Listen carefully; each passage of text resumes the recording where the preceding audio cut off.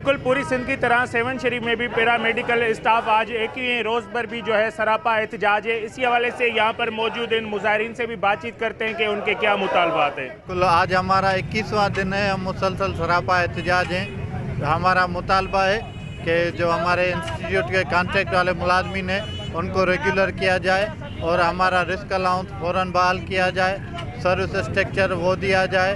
جو سندھ کے علاوہ تینوں صوبوں میں پیرامیڈیکل اسٹاف کو مراحتیں دی جا رہی ہیں, سہولیات فیسلٹیز دی جا رہی ہے, وہ ہمیں بھی یہاں پہ سندھ کے پیرامیڈیکل اسٹاف کو بھی دی جائیں.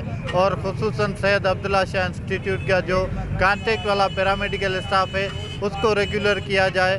ہمارا سندھ گورنمنٹ سے مطالبہ ہے کہ جو رسک الاؤنس ابھی بند کیا ہوا ہے اس کو پرماننٹلی دیا جائے. سبھی ملازموں جو جتنا ملتا تھا اتنا ہی ملنا چاہیے. اور ہمارا جو سروس اسٹرکچر ہے وہ بھی لٹکا ہوا ہے کافی سالوں سے. ٹائم اسکیل ہے پیرامیڈیکل کا, وہ بھی ہمیں ملنا چاہیے. نہیں چاہتے کہ کسی بھی ملازم یا کسی مریض کو کوئی تکلیف ہو ہماری وجہ سے. ہم سندھ گورنمنٹ سے مطالبہ کرتے ہیں ہمارے مطالبات پہ درد مندانہ غور کرے اور ہمارے مطالبات جو جائز ہے وہ پورے کرے.